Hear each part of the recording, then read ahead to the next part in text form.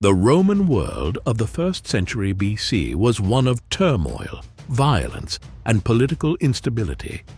The city that once boasted grand victories over Carthage, Greece, and the far reaches of the Mediterranean was now on the brink of self-destruction.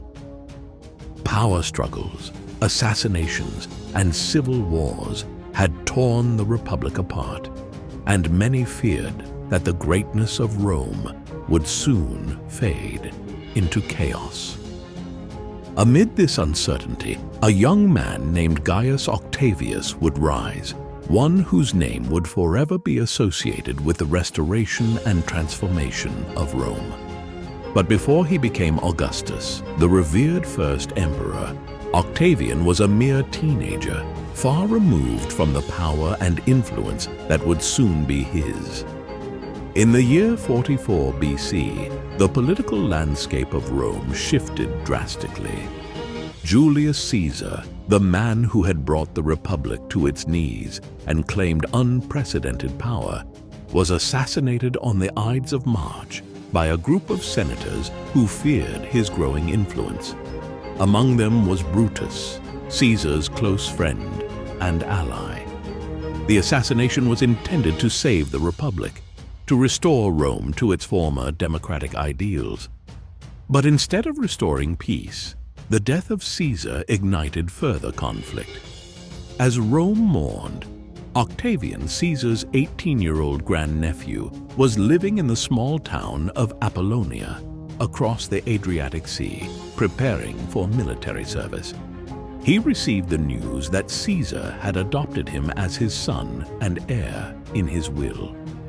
This unexpected inheritance placed the young Octavian in a position of great power, though many doubted his ability to navigate the treacherous world of Roman politics. Historian Suetonius records that when Octavian heard the news, he was struck with awe. He had no illusions about the dangers ahead, but he knew his destiny had been altered forever.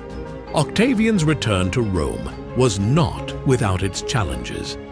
The city was divided between supporters of Caesar's legacy and those who sought to restore the traditional republican order. At the center of the political maelstrom was Mark Antony, one of Caesar's most trusted generals, who had assumed control of Caesar's legions and sought to claim power for himself. Octavian, however, was not to be underestimated. Despite his youth, he had a sharp political mind and quickly began to gather support from Caesar's former soldiers, promising them the rewards his adoptive father had left in his will. He formed an alliance with two powerful figures, Mark Antony and Marcus Lepidus, creating what became known as the Second Triumvirate. This alliance allowed them to consolidate power and eliminate their enemies through a series of brutal proscriptions, lists of political opponents who were marked for death. Among those who fell victim to these proscriptions was the famous orator Cicero, who had once been a fierce critic of Caesar. His hands and head were displayed in the Roman Forum as a grim warning to others who might oppose the triumvirs. The next chapter in Octavian's rise came in 42 BC, when the Second Triumvirate faced off against the forces of Brutus and Cassius, the leaders of Caesar's assassination. The stage was set for a dramatic confrontation at the Battle of Philippi, where the future of Rome would be decided. According to Plutarch, on the eve of the battle, Brutus saw a ghostly figure appear before him in his tent. The figure was said to be the ghost of Julius Caesar, come to take revenge on those who had betrayed him. The apparition spoke only a few words. "I am thy evil spirit. Thou shalt see me at Philippi." The battle itself was fierce, with both sides suffering heavy losses. Octavian, though still inexperienced, fought alongside Mark Antony, and together they managed to defeat Brutus and Cassius, who took their own lives after the battle. With the defeat of the assassins, Octavian and Antony became the uncontested rulers of Rome. Despite their victory at Philippi, the alliance between Octavian and Antony was fraught with tension. Antony had aligned himself with Cleopatra, the powerful queen of Egypt, and their relationship became the subject of scandal and intrigue in Rome. Many Romans saw Antony's association with Cleopatra as a betrayal of Roman values, and rumors began to circulate that Antony intended to rule from Alexandria with Cleopatra by his side. Octavian, always a shrewd politician, seized upon this opportunity to undermine his rival. He portrayed Antony as a traitor to Rome, a man who had abandoned his wife, Octavian's sister Octavia, for an Egyptian queen. In a dramatic gesture, Octavian had Antony's will seized from the Temple of Vesta, where it was publicly read before the Roman Senate. The will confirmed what many had feared. Antony intended to leave a large portion of Roman territories to Cleopatra and her children, effectively placing the future of Rome in the hands of the Egyptian monarchy. The Senate, outraged by Antony's betrayal, declared war on Cleopatra, though the true target was Antony himself. In 31 BC, the final confrontation between Octavian and Antony took place at the Battle of Actium, a naval battle that would determine the fate of the Roman world. The stakes could not have been higher. Octavian commanded a fleet of 400 ships, while Antony, supported by Cleopatra, had a force of around 500. The day of the battle was marked by high winds and rough seas, making navigation difficult for both fleets. Octavian's forces, led by his trusted general Agrippa, executed a series of brilliant tactical maneuvers, cutting off Antony's ships and preventing them from retreating. As the battle raged on, Cleopatra's fleet suddenly withdrew, sailing back toward Egypt. Distraught, Antony abandoned his men and followed her, leaving his forces leaderless. Without Antony's leadership, his fleet quickly fell into disarray, and Octavian emerged victorious. Antony and Cleopatra retreated to Alexandria, where, facing inevitable defeat, they both took their own lives. According to Plutarch, Antony died in Cleopatra's arms, having fallen on his own sword. Cleopatra, determined not to be paraded through Rome as a trophy of war, committed suicide by allowing an asp, a venomous snake, to bite her. With the defeat of Antony and Cleopatra, Octavian was now the undisputed ruler of Rome. Upon his return to Rome, Octavian faced the task of restoring order to a city that had been ravaged by decades of civil war. He was careful not to present himself as a tyrant or king, knowing that the Roman people had long harbored a deep distrust of monarchy. Instead, in 27 BC, Octavian announced that he was restoring the Republic and transferring power back to the Senate and the people of Rome.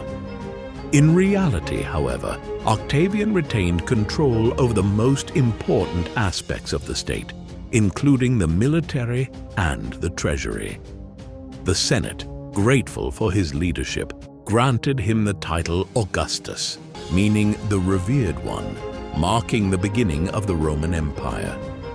Augustus's reign ushered in an era of relative peace and prosperity known as the Pax Romana, which would last for over 2 centuries. Under his rule, Rome expanded its borders, reaching the farthest corners of Europe, North Africa, and the Middle East. The city of Rome itself was transformed into a marvel of architecture and engineering, with Augustus famously boasting, "I found Rome a city of bricks and left it a city of marble." One of Augustus's most significant achievements was the reorganization of the Roman military. He created a standing army with professional soldiers, ensuring the stability of the empire's borders. He also established the Praetorian Guard, an elite unit tasked with protecting the emperor. During this time, Augustus commissioned the construction of numerous temples, monuments, and public works, many of which still stand today.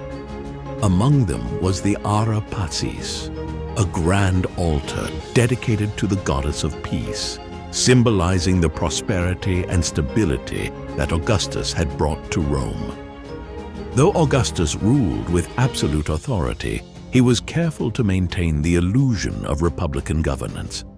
He never declared himself a king, and he took great pains to ensure that his successors would be chosen carefully. Augustus's reign set the precedent for future emperors, and his legacy would shape the Roman world for centuries to come. In AD 14, after more than 4 decades of rule, Augustus passed away. His body was carried through the streets of Rome in a grand procession, and he was declared a god by the Roman Senate. His stepson Tiberius would succeed him as emperor, but Augustus's legacy as the founder of the Roman Empire would endure. As historian Tacitus once wrote, Augustus won over the soldiers with gifts, the populace with cheap corn, and all men with the attractions of peace.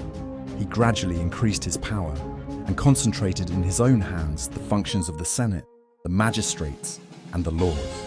When Augustus, the revered founder of the Roman Empire, passed away in AD 14, the mantle of leadership fell to his stepson, Tiberius.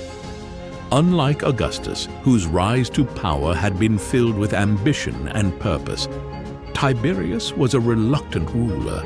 He had no illusions about the burdens of ruling the empire, and his reign would be defined by his attempts to uphold Augustus's legacy while grappling with his own personal demons. Tiberius Claudius Nero was born in 42 BC, the son of Livia Drusilla and Tiberius Claudius Nero.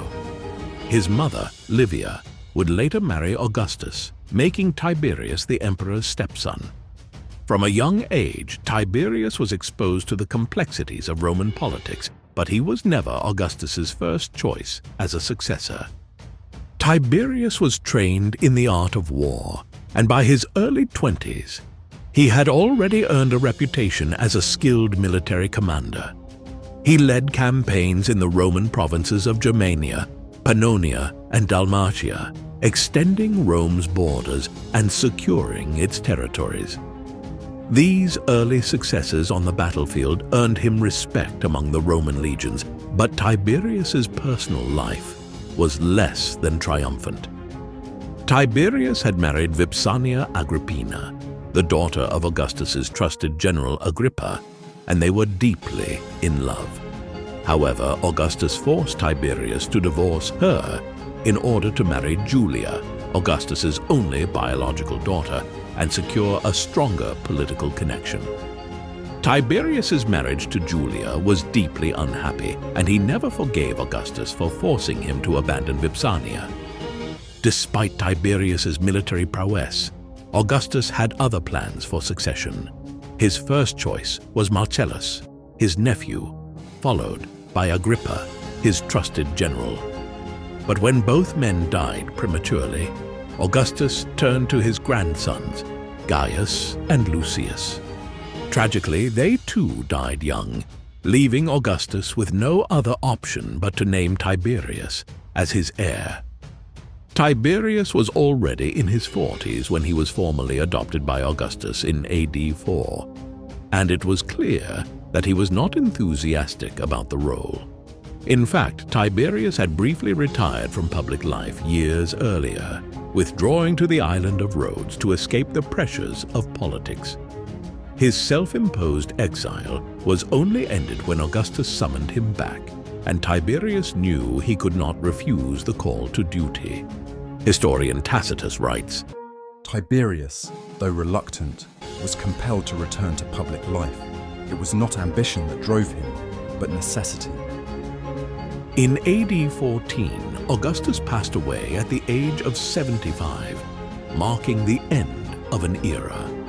His death plunged Rome into a period of uncertainty, as many feared that the stability Augustus had brought would crumble without his guiding hand. But Augustus had carefully prepared for this moment. In his final will, he left detailed instructions for Tiberius to follow, ensuring that the transition of power would be smooth. Tiberius, now in his mid-50s, was officially declared emperor by the Roman Senate. His first public speech as emperor was telling of his reluctance to rule. He addressed the Senate with humility, even going so far as to suggest that he was unworthy of the title. But the Senate, likely understanding the dangers of a power vacuum, refused to accept his refusal. Tiberius, though hesitant, was now the most powerful man in the Roman world. Suetonius recounts that Tiberius's first words upon becoming emperor were, "I have only taken on the position of emperor because I was forced to." In the early years of his reign, Tiberius sought to continue Augustus's policies of moderation and stability. He was cautious with the empire's finances, avoided unnecessary military campaigns, and sought to maintain the balance of power between the emperor and the Senate. In many ways, Tiberius's rule was successful. The empire was secure, and the economy flourished under his careful management. However, Tiberius was not a man of charisma or charm, and he lacked the public rapport that Augustus had enjoyed. His aloofness and growing distrust of those around him made him deeply unpopular with the Roman elite. Over time, Tiberius's reign became increasingly marked by paranoia. He saw conspiracies and plots everywhere, and his reliance on Sejanus, the commander of the Praetorian Guard, would ultimately contribute to his downfall. Sejanus was an ambitious and ruthless figure who quickly became Tiberius's closest advisor. He consolidated power by manipulating Tiberius's fear of betrayal, convincing the emperor to purge those he deemed disloyal. The result was a series of treason trials in which many prominent Romans were executed or exiled on trumped-up charges. As the years passed, Tiberius became increasingly reclusive, spending more and more time away from Rome. In AD 26, he withdrew to the island of Capri, leaving Sejanus to manage the day-to-day affairs of the empire. From Capri, Tiberius governed through letters and messengers, becoming an increasingly isolated figure. For several years, Sejanus wielded immense power in Rome, and many believed that he was positioning himself to become the next emperor. His influence over Tiberius seemed absolute, and he even arranged for the death of Tiberius's son, Drusus, to remove any potential rivals. But Sejanus's ambitions ultimately led to his downfall. In AD 31, Tiberius received reports from his trusted advisors that Sejanus was plotting against him. Enraged by the betrayal, Tiberius ordered Sejanus's arrest and execution. The news shocked Rome, as Sejanus had been considered untouchable. His downfall was swift and brutal, and his body was dragged through the streets of Rome by an angry mob. With Sejanus gone, Tiberius became even more distrustful of those around him. He ordered a purge of anyone associated with Sejanus, and many were executed or exiled in the wake of the scandal. The later years of Tiberius's reign were marked by this growing atmosphere of fear and suspicion. Tiberius spent the last decade of his life on the island of Capri, rarely returning to Rome. His governance was characterized by a kind of detached cruelty. He allowed the Praetorian Guard to wield significant power, and the Senate, once the cornerstone of Roman governance, was reduced to a mere rubber stamp for imperial decisions. Despite his increasing paranoia, Tiberius continued to maintain the stability of the empire. The borders remained secure, and Rome prospered economically.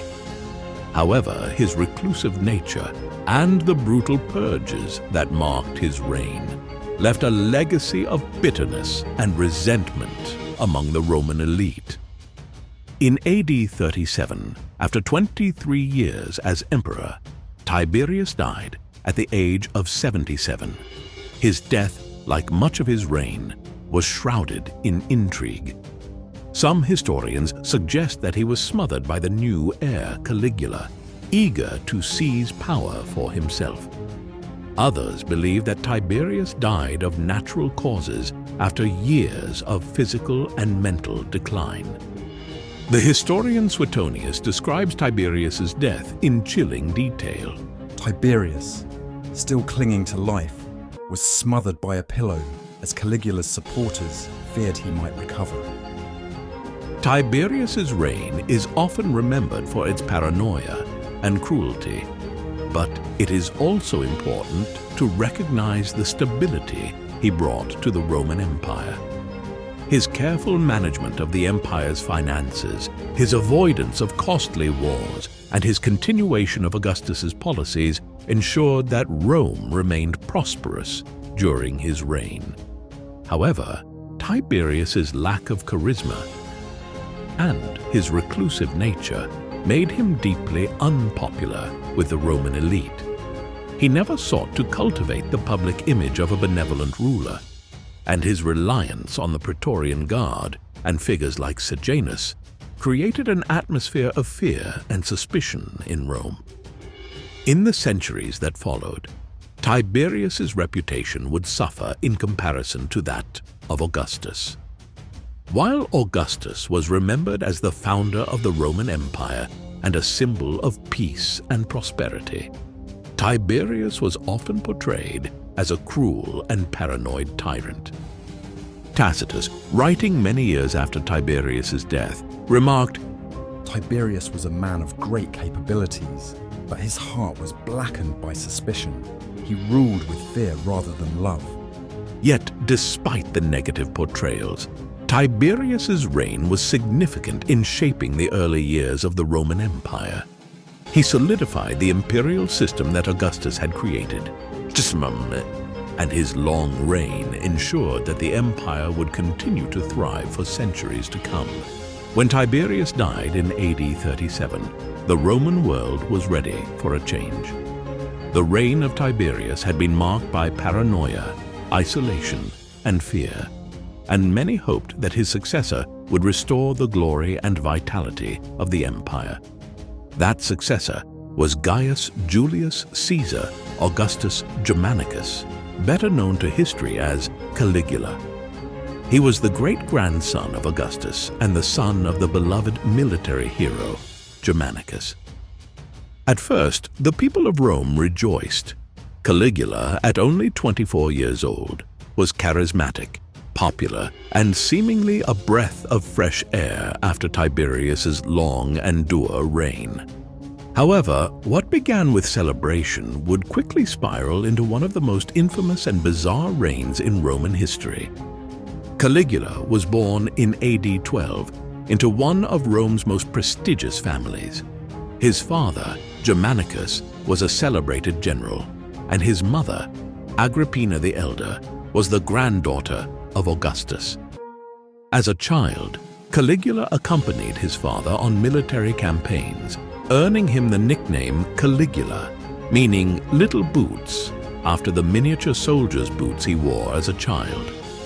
Despite the affection the soldiers had for him, the name would later become a symbol of his infamous rule. Caligula's early years were marked by tragedy and intrigue. His father, Germanicus, died under mysterious circumstances when Caligula was only 7 years old, and his mother was later banished by Tiberius due to her political ambitions. 2 of Caligula's brothers were also executed, leaving him as one of the last surviving members of his family. Tiberius, the aging emperor, brought the young Caligula to live with him on the island of Capri, where Caligula would remain for several years. Capri was infamous for Tiberius's indulgent and secretive lifestyle, and Caligula was exposed to the corruption, cruelty, and decadence that characterized the later years of Tiberius's reign. While on Capri, Caligula learned how to navigate the treacherous world of Roman politics, concealing his true ambitions behind a mask of obedience. It is said that during this time, Caligula harbored deep resentment toward Tiberius. According to the historian Suetonius, Caligula later remarked, "I have no fear of Tiberius, for I have learned to practice wickedness under his instruction." When Tiberius died in AD 37, the question of succession was briefly unclear. Tiberius had named both Caligula and his young grandson Gemellus as joint heirs. However, Caligula, backed by the Praetorian Guard, quickly moved to secure his position as sole emperor. Some accounts suggest that Caligula may have had a hand in Tiberius's death, either by smothering him or ordering his murder. Whether or not this is true, Caligula wasted no time in consolidating power. Upon his ascension, Rome erupted in celebration. The people were overjoyed to see the end of Tiberius's reign and to welcome the young, energetic Caligula. The Senate awarded him the titles of Pater Patriae, Father of the Country, and Princeps. And for the first few months of his reign, it seemed that Caligula would be a capable and benevolent ruler. Caligula's early actions were well received. He restored many of the liberties that had been curtailed under Tiberius, granted amnesty to political exiles, and even threw lavish games and festivals to entertain the Roman populace. Statues of his father, Germanicus, were erected throughout the empire, and Caligula was praised as the savior of Rome. However, this period of goodwill was short-lived. In the autumn of AD 37, just months after becoming emperor, Caligula fell gravely ill. His sudden illness shocked Rome, and for several weeks his life hung in the balance. Prayers were offered, sacrifices made, and the people anxiously awaited news of their emperor's fate. Caligula eventually recovered, but many historians suggest that this illness may have had a lasting effect on his mental state. When Caligula emerged from his sickness, his behavior began to change. Gone was the charismatic and thoughtful ruler, replaced by a man whose actions were increasingly erratic, cruel, and bizarre. Some suggest that Caligula's illness may have caused brain damage, while others believe it merely exacerbated underlying issues. Whatever the cause, it marked the beginning of what would become one of the most infamous reigns in Roman history. After his illness, Caligula began to exhibit signs of what many historians have described as madness.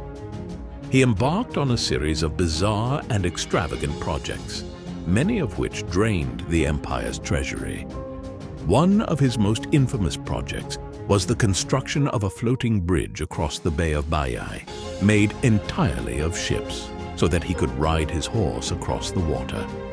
The bridge served no practical purpose and was built solely to demonstrate Caligula's power. He also ordered the construction of lavish palaces, temples, and even statues of himself throughout the empire. Caligula's egomania knew no bounds, and he increasingly began to see himself as a living god. He ordered statues of himself to be placed in temples across the empire, and demanded that he be worshipped alongside the traditional Roman gods.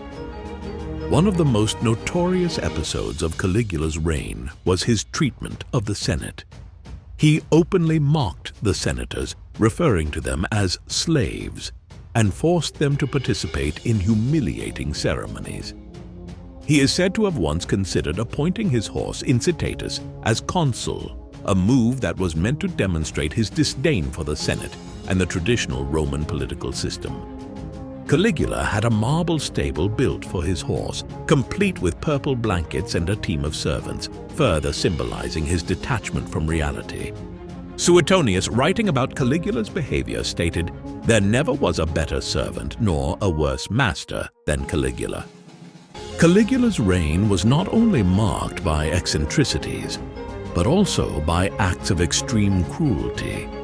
He relished in the torture and execution of his enemies, often staging elaborate public spectacles in which people were killed for his amusement. Gladiatorial games became increasingly brutal under Caligula, and he is said to have enjoyed watching prisoners fight to the death or be torn apart by wild animals. According to the historian Cassius Dio, Caligula once ordered an entire section of the audience at the games to be thrown into the arena and killed because there were no more criminals left to fight. His cruelty extended even to his own family. He had his sister Drusilla exiled and possibly murdered, and he was known to indulge in incestuous relationships with his other sisters. Despite his cruelty, Caligula was also known for his extravagant generosity, at least when it suited him. He showered the Roman people with gifts, coins, and public feasts, hoping to maintain their favor. At one point, he is said to have thrown vast amounts of gold coins into the streets of Rome, causing chaos as people scrambled to collect them. However, Caligula's lavish spending quickly depleted the empire's treasury. In an attempt to refill the coffers, he imposed heavy taxes on the provinces and even ordered the confiscation of property from wealthy citizens. This, unsurprisingly, led to widespread discontent among the Roman elite. Caligula's reign was not without military ambitions, though many of them were more symbolic than strategic. One of his most bizarre military ventures was his planned invasion of Britain in AD 40. Caligula gathered his legions and marched them to the northern coast of Gaul, where he ordered them to prepare for an invasion of the British Isles. However, instead of launching an actual invasion, Caligula instructed his soldiers to collect seashells on the beach, claiming they were spoils of war. He then returned to Rome, celebrating his victory over the ocean with a triumphal procession. This incident only further fueled rumors of his insanity and reinforced the belief that Caligula was unfit to rule. By AD 41, Caligula's erratic behavior, cruelty, and financial mismanagement had made him deeply unpopular with the Roman elite, the Senate, and even the Praetorian Guard. Fearing for their own safety and the stability of the empire, a group of conspirators, including members of the Praetorian Guard, hatched a plot to assassinate the emperor. On January 24, AD 41, as Caligula was leaving a public event, he was ambushed by the conspirators. Led by Cassius Chaerea, an officer of the Praetorian Guard, the assassins stabbed Caligula multiple times, leaving him dead in the corridors of his palace. His wife and young daughter were also killed to prevent any claim to the throne. The death of Caligula was met with a mixture of shock, relief, and celebration. The Senate briefly considered restoring the Republic, but the Praetorian Guard quickly declared Caligula's uncle, Claudius, as the new emperor. Caligula's reign has gone down in history as one of the most notorious and controversial in the annals of the Roman Empire. His cruelty, extravagance, and apparent madness have made him a symbol of the dangers of unchecked power and autocratic rule. However, it is important to recognize that much of what we know about Caligula comes from the writings of ancient historians who may have had their own biases and political agendas. Modern historians continue to debate the true nature of Caligula's reign. Was he truly insane? Or was he a victim of his own circumstances, raised in a world of political intrigue and excess, surrounded by betrayal and death? Was his behavior the result of a mental illness? Or was it a calculated response to the pressures of ruling the vast Roman Empire? Whatever the case, Caligula's brief and tumultuous reign remains a powerful reminder of the potential for tyranny and chaos in the highest echelons of power. His assassination marked the end of a dark chapter in Roman history, but it also set the stage for the reign of his unlikely successor, Claudius. On the morning of January 24th, AD 41, Rome was in chaos. Caligula, the mad emperor, had been assassinated by members of the Praetorian Guard. The Roman Senate debated the restoration of the Republic, but before they could act, the Praetorian Guard made their move. They discovered Claudius, the last adult male member of the Julio-Claudian dynasty, hiding behind a curtain in the palace. Claudius was a man most had overlooked, physically frail, awkward, and stammering. But now, he was emperor. The ascension of Claudius shocked Rome. Many thought of him as a bumbling, weak, and timid scholar, ill-suited for the brutal world of Roman politics. Yet against all odds, Claudius would go on to prove his detractors wrong, presiding over one of the most stable and transformative periods in Roman history. Claudius was born in 10 BC in Lugdunum, modern-day Lyon, France, during the reign of Augustus. His full name was Tiberius Claudius Drusus Nero Germanicus, and he was a member of the Julio-Claudian family, related to the emperors Augustus, Tiberius, and Caligula. From birth, however, Claudius was considered an unlikely candidate for power. Claudius suffered from various physical ailments, including a limp and a speech impediment, which caused many in his family to view him as weak and incapable of holding public office. His own mother, Antonia, is said to have referred to him as a monster, and his nephew Caligula mocked him for his physical disabilities. As a result, Claudius was largely kept out of the public eye, spending much of his early life in scholarly pursuits rather than politics. Claudius devoted himself to the study of history, literature, and law, becoming one of the most learned men in Rome. He wrote several historical works, including a history of the Etruscans and a history of the Roman civil wars. Despite his intellect, Claudius remained on the periphery of Roman political life, and few took him seriously. Yet, it was precisely this low profile that allowed Claudius to survive the dangerous world of Roman court politics. While other members of his family were executed or exiled, Claudius managed to avoid the purges and conspiracies that marked the reigns of Tiberius and Caligula. As Suetonius noted, "What fate kept hidden, it kept for a purpose." When Caligula was assassinated in AD 41, the Roman world was thrown into disarray. The Senate hoped to restore the Republic, but the Praetorian Guard had other plans. They saw in Claudius an opportunity to maintain the imperial system while placing a pliable figurehead on the throne. They dragged Claudius from his hiding place and proclaimed him emperor. Claudius, initially terrified by the prospect, accepted the position, knowing that refusal would likely lead to his death. The Senate, shocked by the sudden turn of events, reluctantly endorsed Claudius as emperor, though many believed his reign would be short-lived. But Claudius was not the puppet the Praetorian Guard expected him to be. Once in power, he quickly began to assert his authority, using his intellect and knowledge of Roman law to solidify his position. He made strategic appointments, won the loyalty of the military, and worked to secure the support of the Senate. Over time, Claudius would reveal himself to be a capable and reform-minded ruler. Claudius's reign was marked by a series of important reforms that strengthened the Roman Empire.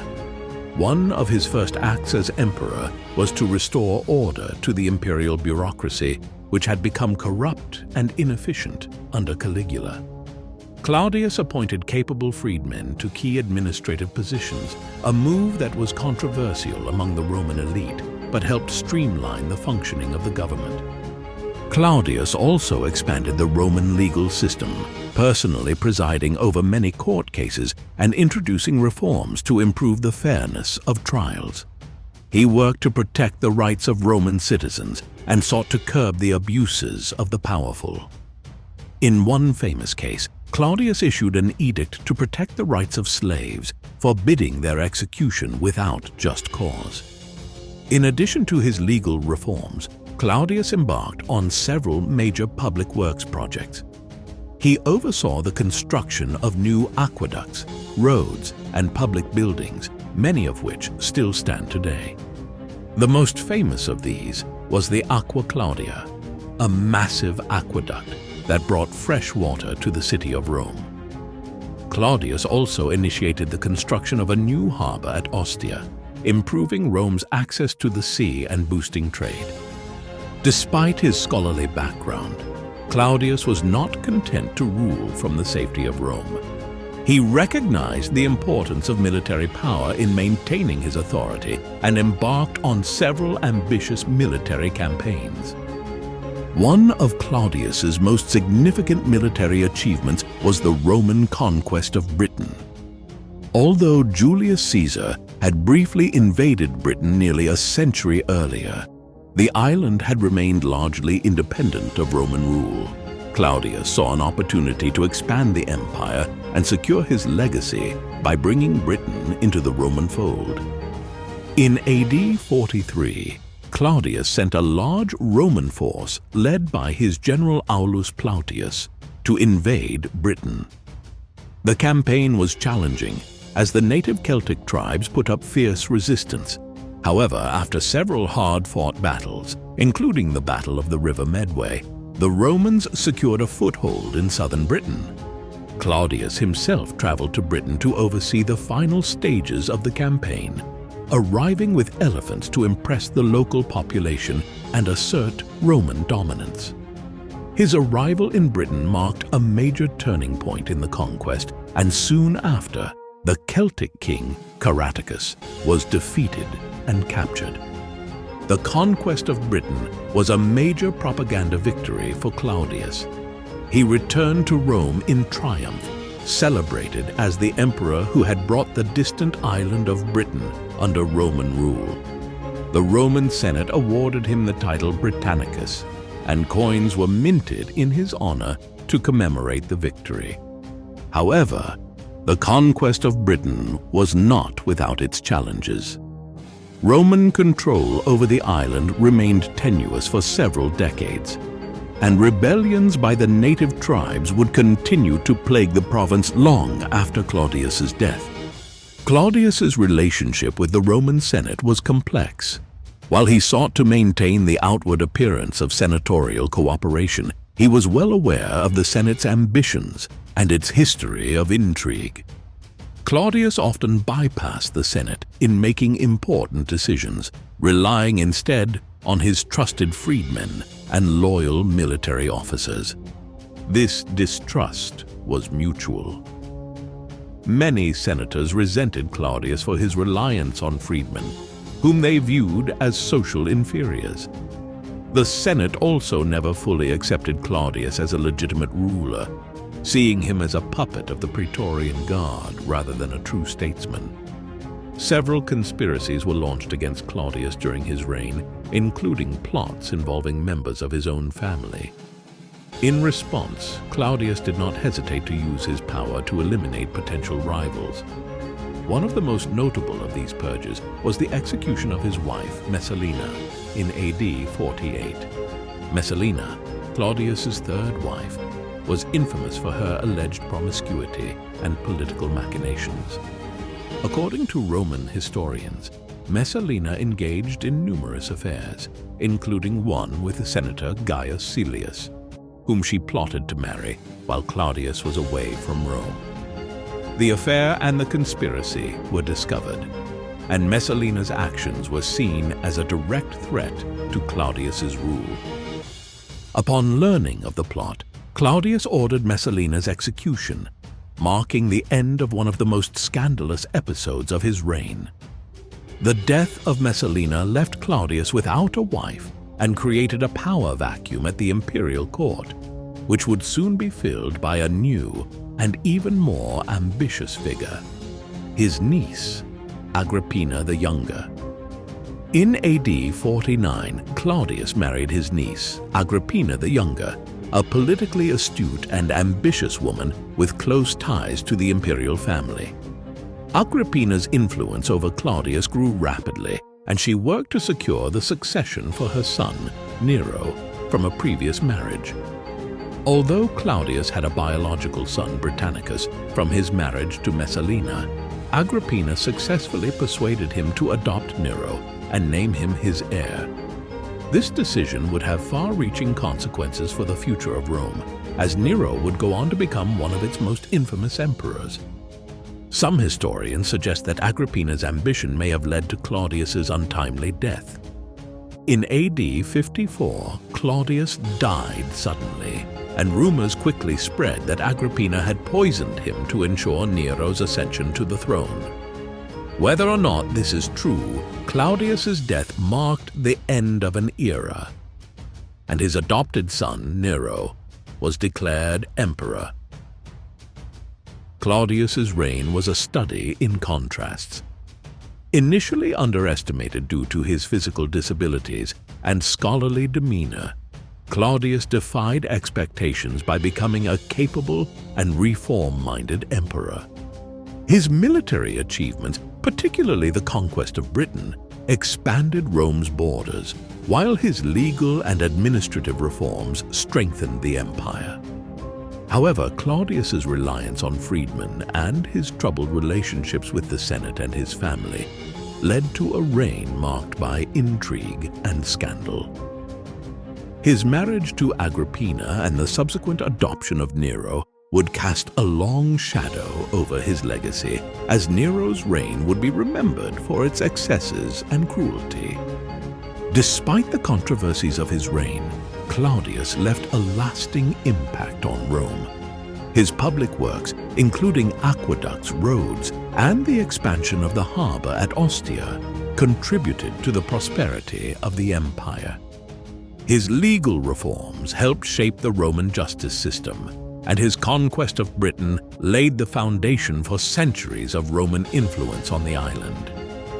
The historian Suetonius summed up Claudius's reign by stating, "Though often mocked, Claudius proved to be an emperor who ruled with both wisdom and strength, achieving what many thought impossible." When Claudius died in AD 54, his adopted son Nero ascended to the throne as Emperor of Rome at the tender age of 16. Nero's early reign was shaped by the strong influence of his ambitious mother, Agrippina the Younger, and the capable hands of his advisors. But as time went on, Nero would cast aside those influences and embark on a path that led to chaos, violence, and one of the most controversial reigns in Roman history. Nero was born as Lucius Domitius Ahenobarbus in AD 37, the son of Gnaeus Domitius Ahenobarbus and Agrippina the Younger, making him the great-great-grandson of Augustus. His father died when he was just 3 years old, and his mother was exiled by the Emperor Caligula soon after. Young Nero grew up in a politically dangerous environment, witnessing firsthand the machinations that took place within the imperial court. Nero's fortunes changed when his mother Agrippina married the Emperor Claudius and convinced him to adopt Nero as his heir, bypassing Claudius's own biological son, Britannicus. With this adoption, Nero was positioned as the future ruler of Rome, and in AD 54, at the age of 16, he became emperor upon Claudius's death, an event many believed was orchestrated by Agrippina through poison. Although Nero was young and inexperienced, his mother Agrippina played a crucial role in the early years of his reign.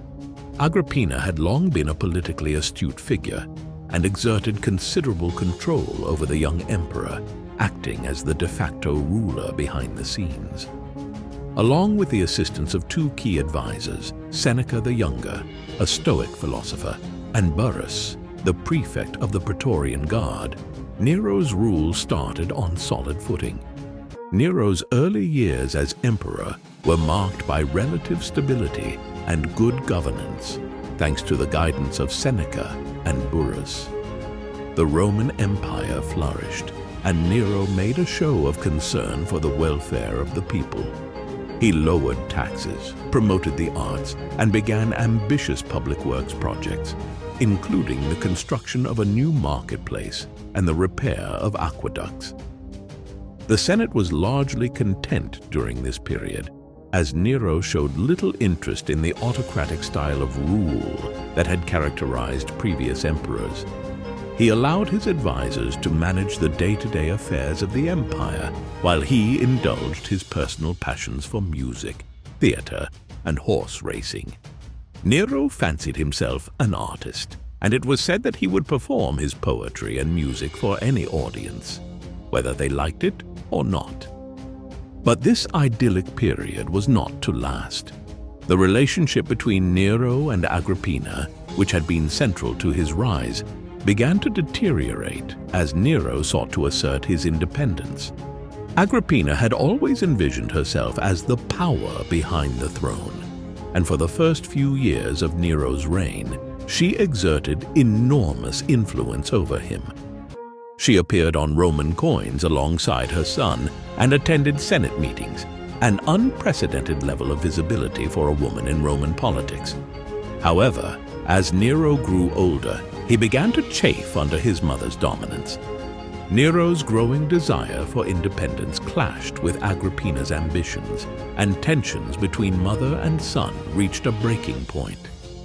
One of the key triggers was Nero's affair with Poppaea Sabina, a beautiful and ambitious woman who would later become his second wife. Agrippina vehemently disapproved of the relationship, fearing that Poppaea would undermine her influence over Nero. As their relationship soured, Nero decided that Agrippina had to be removed from power. According to the historian Tacitus, Nero first attempted to have his mother killed in a staged boating accident. He invited her to a lavish feast at his villa on the coast and arranged for the boat to sink during her return voyage. Agrippina survived the accident by swimming to shore, but the incident made Nero even more desperate to eliminate her. In AD 59, Nero ordered his mother's execution. Soldiers were sent to her villa, where they confronted Agrippina in her bedroom. According to Suetonius, Agrippina's final words to the soldiers were, "Strike here," as she pointed to her womb, the source of her son's birth. Agrippina's death marked the turning point in Nero's reign. He had now rid himself of the last check on his power, and the darker aspects of his personality began to emerge. With Agrippina out of the way, Nero's reign took on a more tyrannical and extravagant tone. He indulged in wild excesses, throwing lavish parties and surrounding himself with sycophants. His passion for the arts, particularly music and theater, grew into an obsession. Nero often performed in public, playing the lyre and singing before audiences who dared not criticize him. It is said that many Romans, including senators, were forced to attend his performances and pretend to enjoy them for fear of their lives. Nero's relationship with the Senate also began to deteriorate. The emperor's erratic behavior and growing disdain for tradition alienated the Roman elite, who had once been content with his rule. Nero began to view any criticism or dissent as a personal threat, leading to a series of treason trials and executions. Among those who fell victim to Nero's paranoia were his former tutor Seneca and the general Corbulo, both of whom were forced to commit suicide. His lavish spending and construction projects, including his massive Domus Aurea, Golden House, built after the Great Fire of Rome, drained the imperial treasury, leading Nero to impose heavy taxes on the provinces. This economic strain, combined with his increasing cruelty, sowed the seeds of rebellion across the empire. The defining moment of Nero's reign came in AD 64, when a devastating fire broke out in the heart of Rome. The fire raged for 6 days, destroying much of the city, including many residential districts, temples, and public buildings. The cause of the fire remains unknown, but rumors quickly spread that Nero had started the fire himself, either out of madness or to clear space for the construction of his grand palace, the Domus Aurea. According to legend, Nero watched the city burn from his palace while playing his lyre and singing about the fall of Troy. This image of Nero fiddling while Rome burned has endured throughout history, though there is no direct evidence to support it. Nevertheless, the fire severely damaged Nero's reputation, and the people of Rome began to turn against him. In an attempt to deflect blame, Nero accused the Christian community of starting the fire, marking the beginning of the first major persecution of Christians in the Roman Empire. Christians were arrested, tortured, and executed in brutal public spectacles. Some were burned alive, while others were torn apart by wild animals in the arena. Nero's persecution of Christians would later contribute to his infamy in the eyes of early Christian writers. Despite these attempts to shift blame, Nero's popularity continued to decline. The fire had left much of Rome in ruins, and Nero's extravagant plans to rebuild the city, centered around his personal palace, only fueled resentment. As Nero's reign progressed, discontent spread throughout the empire. The heavy taxes, economic mismanagement, and Nero's increasingly erratic behavior led to widespread unrest, particularly in the provinces. In AD 68, the Roman governor Vindex led a rebellion in Gaul, calling for Nero's overthrow. At the same time, Galba, the governor of Hispania, declared himself emperor with the support of the Senate. Nero's support among the military and the Praetorian Guard, once a cornerstone of his rule, began to erode. In Rome, the Senate, tired of Nero's tyranny, declared him a public enemy and backed Galba's claim to the throne.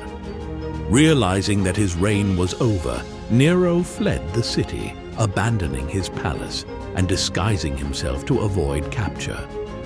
According to Suetonius, Nero considered several ways to take his own life, but was too afraid to go through with it. As his enemies closed in, Nero, accompanied by a few loyal slaves, hid in a villa outside Rome. There, on June 9th, AD 68, he was persuaded to commit suicide. His final words were reportedly, "What an artist dies in me." With Nero's death, the Julio-Claudian dynasty came to an end, and the Roman Empire was plunged into a period of civil war known as the Year of the Four Emperors. Nero's reign is remembered as one of the most infamous in Roman history. His name became synonymous with cruelty, madness, and excess. Yet Nero's legacy is more complex than that of a mere tyrant. He was a patron of the arts, an ambitious builder, and an emperor who sought to reshape Rome in his image. His grand construction projects, including the Domus Aurea and the rebuilding of much of Rome after the fire, left a lasting impact on the city's architecture.